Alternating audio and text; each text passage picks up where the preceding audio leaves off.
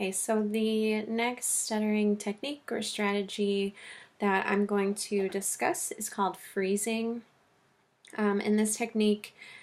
the clinician signals the client using a predetermined signal, whether it be like a fist or a finger, an open palm, whatever the agreed upon signal is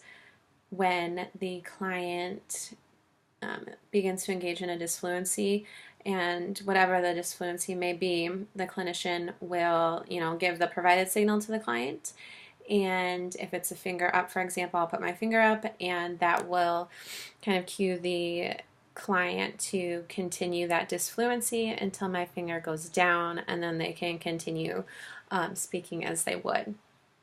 The idea behind the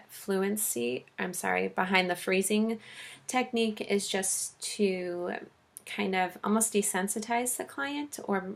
help them to become more tolerant and comfortable with stuttering in the moment that it's happening, and almost giving them a sense of control as well, to hang on to that moment, stay in the moment, become more comfortable, and keep moving. So for the example, I will kind of be the client and the clinician. So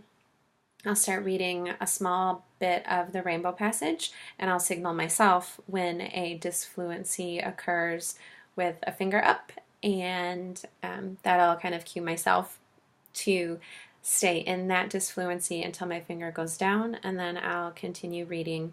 as I would. So an example would be something like, when the sunlight strikes rainbows in the air, they act as a